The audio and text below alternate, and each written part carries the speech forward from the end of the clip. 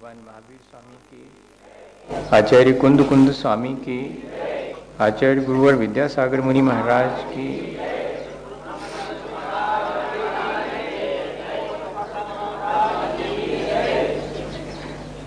हम सभी लोग हमेशा की तरह आज भी अपने जीवन को अच्छा बनाने की प्रक्रिया करने यहाँ इकट्ठे हुए हैं। हमने बहुत प्रकार से इस बात पर विचार किया है कि हमारा जीवन जो शेष रहा है उसे हम अपने पुरुषार्थ से अच्छा बना सकते हैं। हमारे जीवन में सबसे बड़ी पीड़ा हमारी अपनी परतंत्रता की है। यहाँ इस संसार में जो जितना स्वतंत्र है वो उतना ही सुखी है। छोटे छोटे बच्चों को देखते हैं, उन्हें किसी बात की चिंता नहीं होती, वे बहुत निश्चिंत और आनंदित होकर के अपना जीवन जी देते हैं। लेकिन जैसे जैसे हम सबके जीवन में आसक्ति बढ़ती है, हम उतने ही परतंत्र और दुखी हो जाते हैं। किसी और व्यक्ति के द्वारा जब हमें परतंत्र बनाया जाता है तो हम दुख अनुभव करते हैं। हम नहीं चाहते कि कोई हम पर अपना अधिकार बताए और हमें अपने अनुसार चलाए। वो हमें बहुत दुखदाई मालूम पड़ता है। ठीक भी है, लेकिन ऐसा ही हमारे अपने जीवन के बारे में हमें क्यों नहीं लगता कि कोई और हमें परतंत्र बनाए या न बनाए। लेकिन हम स्वयं तो अपने ही परिणामों से अपने जीवन को कितना परतंत्र बनाए हुए हैं। अपने ही इंद्रिय और मन की परतंत्रता हमने स्वयं स्वीकार कर ली है। इसके लिए हम कोई प्रयत्न नहीं करते। कोई अगर हम पर अधिकार जमाता है, हमें अपने अनुसार कार्य करने के लिए कहता है, तब तो हम उससे मुक्त होना चाहते हैं। लेकिन ये जो हमने अपने इंद्रिय और मन के विषयों में आसक्त होकर अपने आप को स्वयं परतंत्रता में डाल लिया है, उससे मुक्त होने का कोई उपाय क्यों नहीं हम करते हैं। जबकि इंद्रिय और मन के विषयों की परतंत्रता ही हमारे दुख का मूल कारण है। क्योंकि इंद्रिय और मन की आसक्ति और उसके पीछे छिपा हुआ हमारा अज्ञान, ये दोनों ही हमें इस संसार में भटकाते हैं और दुख का कारण बनते हैं। सिकंदर अपने आप को सम्राट मानता था। लोग भी उसे सम्राट कहते थे। उसके मन में एक बार विचार आया कि वो किसी साधु पुरुष से अपने जीवन के उत्थान के लिए कोई शिक्षा ग्रहण करे। उसने सैनिकों को कहा कि जाओ, हमारे राज्य में कोई साधु हो तो उसे लेकर दरबार में उपस्थित करो। सैनिकों ने बहुत ढूंढा।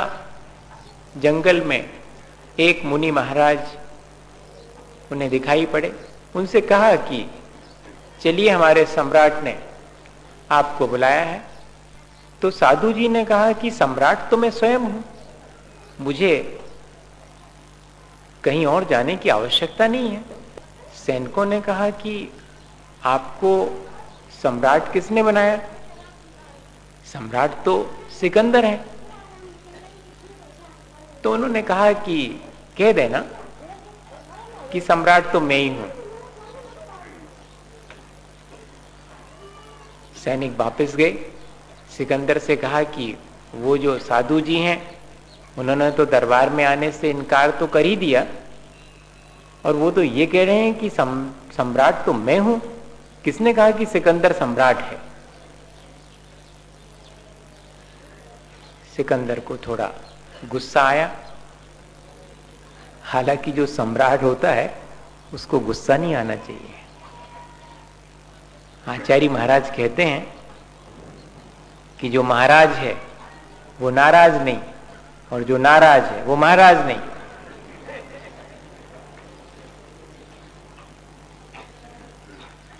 पर सिकंदर ने फिर कहा कि जाओ, कहना कि सम्राट ने तुम्हें बुलाया है, अगर तुम नहीं आओगे तो तुम्हें उनकी नाराजी का फल भोगना पड़ेगा, तैयार रहो इसके लिए। सैनिकों ने फिर से जाकर कहा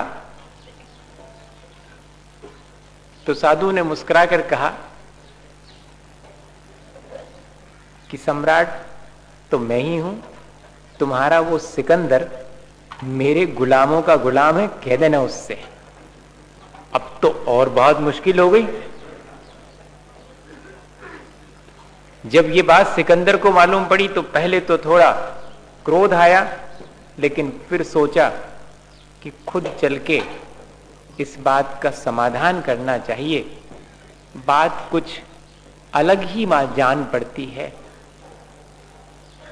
और जब साधु के पास जाकर कहा सिकंदर ने कि मैं ये नहीं समझ पा रहा हूं कि आप सम्राट कैसे हैं, और मैं ये भी नहीं जान पा रहा हूं कि मैं गुलामों का गुलाम कैसे हूं, तो महाराज ने कहा कि मुझे किसी चीज की आकांक्षा नहीं है, मैं किसी भी के वश में नहीं हूं, इसलिए मैं सम्राट हूं। और मैंने अपनी इंद्रिय और मन को अपने वश में कर लिया है। मेरे इंद्रिय और मन मेरे गुलाम हैं, और तुम तो अभी इंद्रिय और मन के वश में हो, मेरे गुलामों के भी गुलाम। इंद्रिय और मन मेरे गुलाम है और तुम इंद्रिय और मन की गुलामी करते हो, तो मेरे गुलामों के गुलाम ही तो हुए।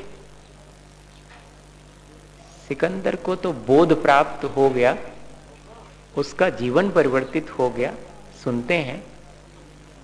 लेकिन हम सब तो ये बात हमेशा से जानते और सुनते आ रहे हैं, और फिर भी हम अपने आप को इस गुलामी से मुक्त नहीं कर पा रहे हैं। कितने तरह के बंधन हमारे ऊपर हमने बांध रखे हैं। भयभीत हम हैं, यह एक बंधन है। शरीर के कष्टों से हम ग्रसित हैं, यह एक बंधन है। हम अपनी कषायों से ग्रसित हैं, यह एक बंधन है। हम अपने कर्मों से बंधे हुए हैं, यह भी एक बंधन है। न भय से मुक्ति, न कष्ट से मुक्ति, न कषाय से मुक्ति, न कर्मों से मुक्ति। हमें किसी चीज से मुक्ति नहीं मिली है, जबकि मुक्ति और स्वतंत्रता हमारी अपनी निजी है। तो क्या हमें अपने इस परतंत्रता और अपनी इस गुलामी का एहसास करके अपने को मुक्त करने और स्वाधीन करने का उपक्रम नहीं करना चाहिए? करना चाहिए। हमारे मन में, हमारी चेतना में ये भाव उत्पन्न होना चाहिए कि ये परतंत्रता मेरे लिए दुखदाई है, मुझे इससे मुक्त होना चाहिए। और स्वतंत्रता मेरी निजी है। एक बार अपनी उस स्वतंत्रता का एहसास हो जाए, या कि अपनी परतंत्रता का एहसास हो जाए, तो मानिएगा कि स्वतंत्र होने का, स्वाधीन होने का, संसार से मुक्त होने का उपाय अपने आप सूझेगा। और इसके लिए सबसे बढ़िया उपाय है कि हम अपनी स्वाधीन अवस्था का दर्शन करें, और हमारी अपनी स्वाधीन परिणति का दर्शन हमें जिनेंद्र भगवान के बिंब के दर्शन करने मात्र से हो सकता है। सत्संगति और भगवान की भक्ति संसार से मुक्त होने के दोनों सबसे आसान उपाय हैं। भगवान की भक्ति भी हमें हमारे स्वरूप का भान कराती है, हमें हमारी स्वतंत्रता का बोध कराती है, हम परतंत्र हैं इस बात का हमें ज्ञान कराती है। इसलिए बहुत बड़े बड़े आचार्य भगवंतों ने भगवान की भक्ति के माध्यम से चाहे भय से मुक्ति हो, चाहे कष्ट से मुक्ति हो, चाहे कषाय और कर्मों से मुक्ति हो, इन सब से मुक्ति के लिए भक्ति को ही श्रेष्ठ और प्रमुख माना है। मत्तद्विपेन्द्र मृगराज दवान लाही संग्राम वारिधि रयम महोदर बंधनोत्तम तस्याशु नाशमुपयाति भयम वियेव यस्तावकम स्तौमिमं मतिमान अधीते। हे आदिनाथ भगवान, आचार्य मानतुंग गोस्वामी स्तुति करते हुए कह रहे हैं कि चाहे वो कषायें हों जो हमारे भीतर हमें बंधन में डालने के लिए कारण बनती हों, चाहे हमारा अपना अज्ञान भाव हो जिसके कारण अपने स्वरूप को ना पहचान करके और भयभीत हों, अपने जन्म मरण के भय से मुक्त ना हो पा रहे हों, और चाहे वो शरीर और उससे उत्पन्न होने वाले कष्ट हों या कि कर्मों का बंधन हो, इन सब से मुक्त होने का उपाय आपकी स्तुति ही है। इन सब का भय स्वयं भी भयभीत होकर के भाग जाता है, अर्थात जीव आपकी स्तुति करके भय से मुक्त हो जाता है। अपने स्वाधीन होने का एहसास होते ही और ये सारी स्थिति हमारे भीतर आपो आप घटित होने लगती है। एक राजकुमार अपने राजा से, जो पिता थे, उनसे किसी बात पर विचारों में मतभेद होने से घर छोड़ करके चला गया। वर्षों बीत गए, जरा सी बात थी, लेकिन नहीं लौटा। स्थिति ये हो गई कि बहुत सुख सुविधाओं में पला था राजकुमार, कुछ तो कर नहीं पाता था। खाने पीने के लिए भी जब कुछ नहीं रहा तो भीख मांगना शुरू कर दी। अन्यत्र किसी राज्य में जाकर वो भीख मांगने लगा। राजा पूरे जीवन अपने बेटे के लौट आने का इंतजार करते रहे और बेटा इस बात का इंतजार करता रहा कि पिता की तरफ से कोई बुलावा आएगा। बेटा तो नहीं झुका, लेकिन पिता को लगा कि अब तो जीवन पूरा होने वाला है, एक बार बेटे से मिल लेना चाहिए। मंत्रियों को, सैनिकों को आदेश दिया कि जहां भी राजकुमार जिस अवस्था में हो उन्हें लाया जाए, हम उनसे क्षमा चाहते हैं, कोई भूल हमसे हुई हो तो वे हमें क्षमा करें। एक पिता अपने बेटे से कहलवा रहा है। ममत्व की पराधीनता बहुत दुखदाई है, ये ध्यान रखना। कोई हो और जब ढूंढते ढूंढते बामुश्किल भिखारी के वेश में राजकुमार मिले, सैनिक तो नहीं पहचान पाए, लेकिन मंत्री ने पहचान लिया कि ये तो राजकुमार ही है। धीरे से जाकर के राजकुमार के कान में कहा कि भूल गए राजकुमार, पिता याद करते हैं आपको, अब तो उनके जीवन का अंतिम समय है, उनकी गलतियों के लिए आप क्षमा करें और लौट चलें।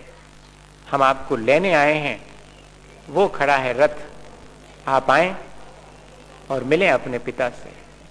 भिखारी का वेश है, हाथ में कटोरा है, अभी अभी दुकान के सामने खड़े होकर के याचना की है कि भिक्षा मिल जाए, और लोगों ने उन्हें दुत्कार करके भगा दिया है।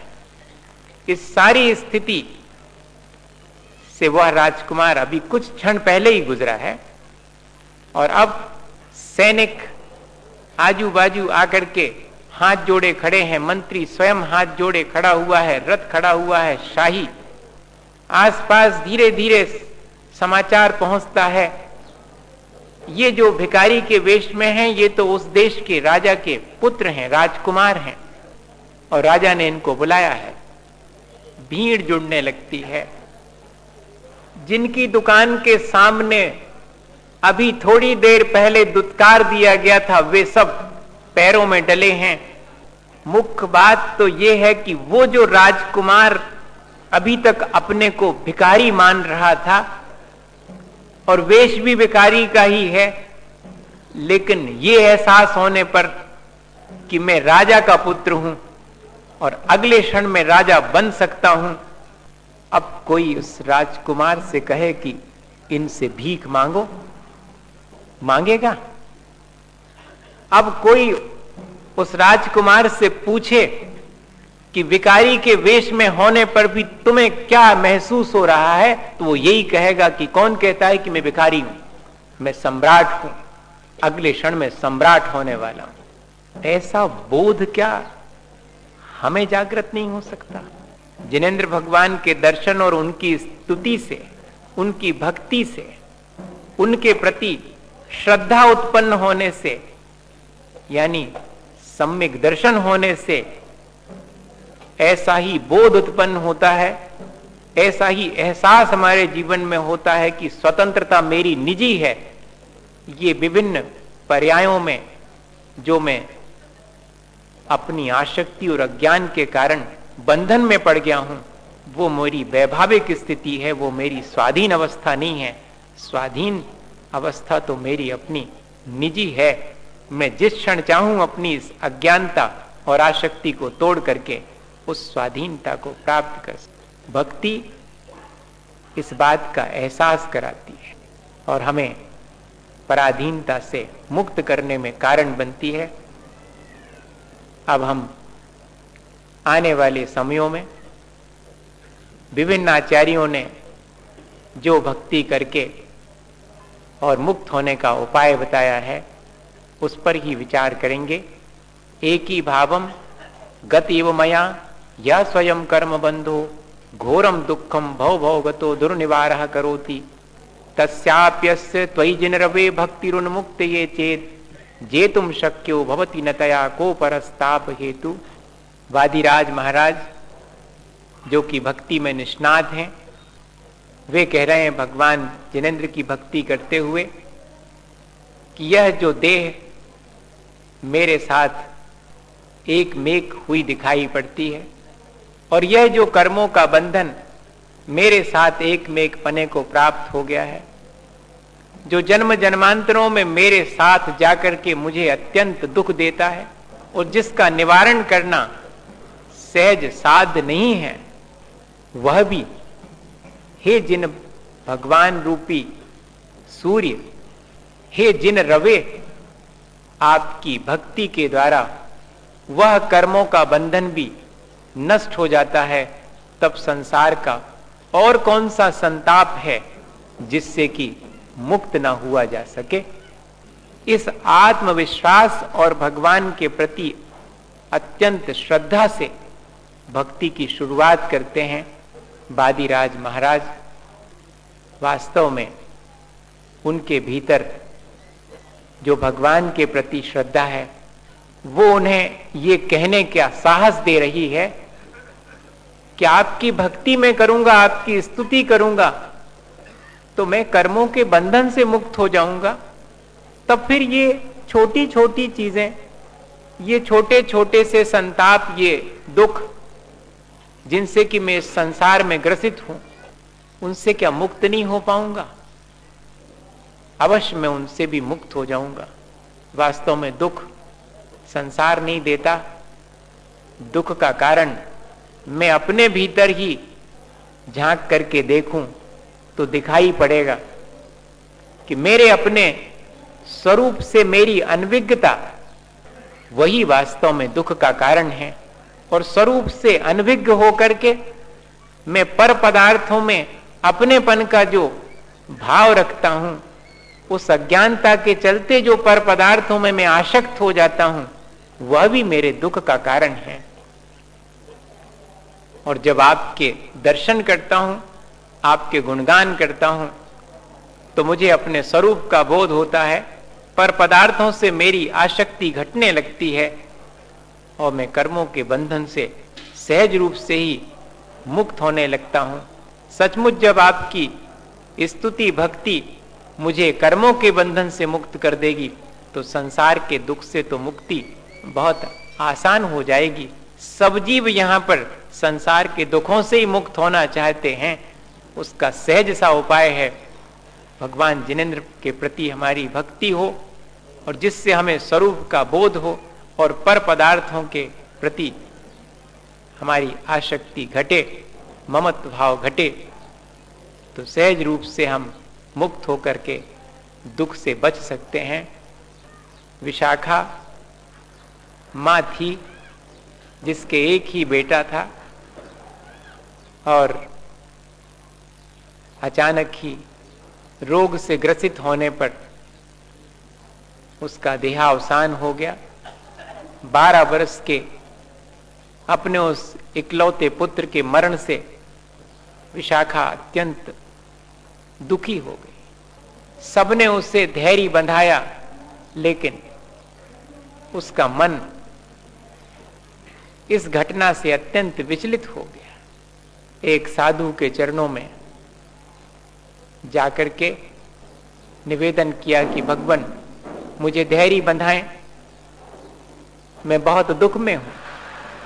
साधु ने कहा कि विशाखा तुम्हें क्या दुख है? यही भगवान कि मेरे एक तो पुत्र था और उसका भी देहावसान हो गया। अच्छा विशाखा, अगर इस वैशाली के जितने भी पुत्र हों वो सब तुम्हारे हो जाएं तो तुम्हें कैसा लगेगा? भगवान तब तो बहुत आनंदित होंगी मैं। अगर वैशाली के बच्चे मेरे पुत्र हो जाएं तब तो मुझे बहुत हर्ष होगा, बहुत आनंद होगा। तो दूसरी बात मैं ये पूछना चाहता हूं विशाखा कि वैशाली में कोई ना कोई पुत्र तो रोज ही मरता होगा। हाँ भगवान, इतने बड़े वैशाली में एक ना एक किसी ना किसी का पुत्र तो रोज मरता होगा। तो फिर विशाखा यदि सारे पुत्र तुम्हारे होंगे तब तो तुम्हें रोज ही दुख होगा। फिर सब पुत्र तुम्हारे हो जाएं, इस बात का सुख तो तुम्हारा नष्ट ही हो जाएगा। अब विचार करते ही विशाखा की आंख खुल गई। जिसके 100 सगे उसके 100 दुख, और जिसने सबको अपना मान लिया लेकिन ममत्व भाव छोड़ करके अपना माना है, उसके कोई दुख नहीं है। मेरे अपने जीवन में जो मैं ममत्व रखता हूं जिस चीज के प्रति, उस चीज के अभाव में मैं स्वयं दुखी होता हूं, उसके सद्भाव में मैं थोड़ी सुख का अनुभव करता हूं। और अगर मैं इन वस्तुओं से अनासक्त हो जाऊं तो मैं सुख दुख दोनों से ही ऊपर उठ सकता हूं, दोनों से ही मुक्त हो सकता हूं। सीधा सा उपाय है मुक्ति का। हमें इन छोटी छोटी बातों से शिक्षा लेनी चाहिए और अपने जीवन में अपने स्वरूप का बोध करके पर पदार्थों को, इस देह को भी पर मान करके जो आसक्ति है उससे घटाना चाहिए, जो ममत्व भाव है उससे घटाना चाहिए। भगवान की भक्ति हमारे जीवन को अज्ञान और ममत्व दोनों से बचाने में सक्षम है। इसलिए हमें भगवान की भक्ति करने के लिए तत्पर होना चाहिए। भगवान की भक्ति से हमारे अज्ञान और आसक्ति में कमी आएगी। जो लोग भक्ति कर रहे हैं, पूजा पाठ कर रहे हैं, उनसे भी मुझे इतना ही कहना है कि अज्ञान और आसक्ति घटी हो तो पूजा और पाठ सार्थक है, और अगर नहीं घटी हो तो पूजा पाठ और अच्छे ढंग से करें, जिससे कि अज्ञान और आसक्ति घटती जाए और हम स्वतंत्र हो जाएं। हम उस पराधीनता को पहचान करके उससे मुक्त होने का उपाय करें। भगवान अत्यंत स्वाधीन अवस्था को प्राप्त हो गए हैं। रोज रोज उनकी उस स्वाधीन अवस्था का दर्शन करके क्या हमारे मन में अपनी स्वाधीनता का जरा भी विचार नहीं आता? अपनी पराधीनता से हमें जरा भी कष्ट नहीं होता? होना चाहिए। वह पूजा और भक्ति हमें ये प्रेरणा देती रहे तो हम आसानी से अपने जीवन को मुक्त करने का उपाय कर सकते हैं। एक और छोटी सी घटना मुझे स्मरण में आती है, शायद हमें प्रेरणा मिले उससे। एक तोता जो कि किसी व्यक्ति ने अपने शौक के लिए पिंजरे में पकड़ करके बंद करके रख लिया था। वैसे तो किसी भी जीव को बंधन में नहीं डालना चाहिए, लेकिन क्या करें, हम लोग अपने थोड़े से सुख के लिए बहुत जीवों को बंधन में डाल करके आनंदित होते हैं, जबकि बंधन में तो कोई भी आनंदित नहीं होता। वो तोता भी बहुत व्यथित होता था। कहाँ वो स्वतंत्र आकाश में विचरण करने वाला जीव, और कहाँ उसे बंधन में डालकर रख दिया। भले ही पिंजरे के भीतर उसे सारी सुख सुविधाएं थीं, पिंजरा आलीशान भवन में टंगा हुआ है, सोने चांदी की कटोरियों में पानी और खीर खाने के लिए रखी हुई है, सब कुछ है, लेकिन बंधन की पीड़ा वो जानता है। हमें जरूर एहसास नहीं होता, हमें तो यह जो स्थिति है वही स्वाभाविक जान पड़ती है। हमें तो सुबह से शाम तक अपने इंद्रिय और मन की पराधीनता ही स्वाभाविक जान पड़ती है। हमें कभी अपने इंद्रिय और मन की पराधीनता नहीं लगी, तभी तो हम सुबह से शाम तक उसी में लगे हुए हैं और अपने दुख का उपाय अपने हाथ से करते हैं, और फिर कहते हुए पाए जाते हैं कि क्या करें, बहुत दुखी हूं इस संसार में। लेकिन उस तोते को देखें कि वो सारे अपार वैभव और ठाट बाट के बीच भी इस बात के लिए चिंतित है कि कैसा करूं जिससे कि मैं मुक्त हो जाऊं। उसे मालूम पड़ा कि कोई साधु महाराज आए हैं, जिनके दर्शनार्थ, जिनकी पूजा भक्ति के लिए ये सेठ जी रोज जाते हैं। और सेठ जी भी घर आकर के सबको सुनाते थे कि आज महाराज ने ये कहा, आज महाराज ने इतनी बढ़िया बात कही।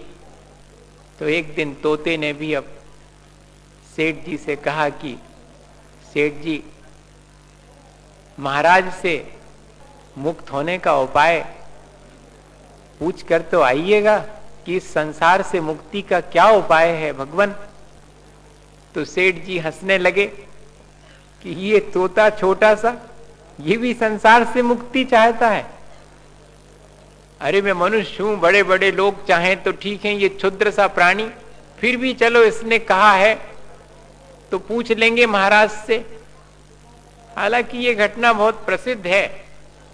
तो सेठ जी ने जाकर के महाराज से जब पूछा कि महाराज, मेरे यहां जो तोता है वो भी आपसे कुछ बात पूछना चाहता है। महाराज ने कहा कि क्या पूछना चाहता है? यही कि मुक्ति का क्या उपाय है, बताएं महाराज।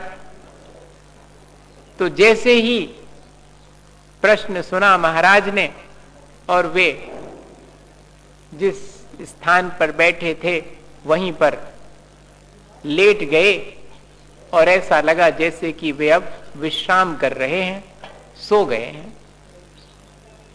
बड़ा अजीब लगा सेठ जी को कि मैं तो ये सोच रहा था कि तोते के बहाने मुझे भी महाराज मुक्ति के लिए उपाय बताएंगे, लेकिन इन्होंने तो कुछ ध्यान ही नहीं दिया उसके प्रश्न पर। मुझे भी शायद ठीक समय पर मैंने नहीं पूछा है। महाराज के विश्राम का समय हो गया होगा, चलो फिर कभी पूछ लूंगा।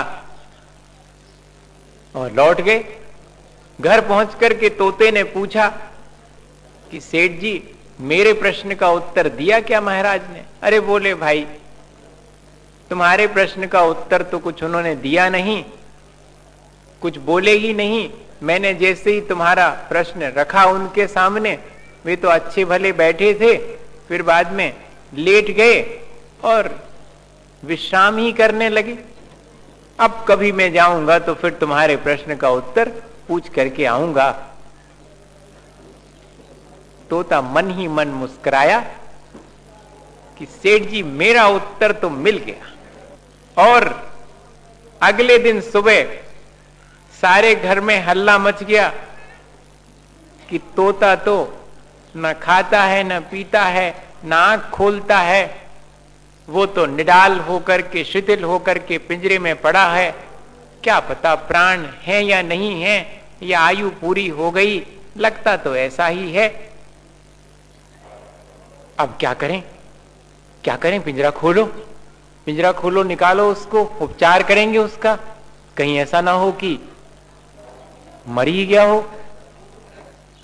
तो जैसे ही पिंजरा खोल करके और तोते को बाहर निकाला, तोता उड़ करके पेड़ पर बैठ गया और कहा कि मेरी मुक्ति का उपाय तो महाराज ने बता दिया था। मुक्त होने का उपाय यही है कि संसार में विषय कषाय से सोए रहो और अपने आत्म स्वरूप में जागते रहो। दूसरे तरह से कहें तो संसार के व्यवहार में सोए रहो और अपने आत्मा के स्वरूप में निश्चय से जागते रहो। वास्तव में स्वतंत्र होने का यही सबसे आसान और अत्यंत आध्यात्मिक उपाय है। हमें अपनी स्वतंत्रता के लिए ऐसा ही पुरुषार्थ करना चाहिए और अपने जीवन से इन पराधीनताओं को हटाकर अपने उस शुद्ध स्वभाव को स्वाधीन है प्राप्त करना चाहिए। इसी भावना के साथ बोले आचार्य गुरुवर विद्यासागर मुनि महाराज।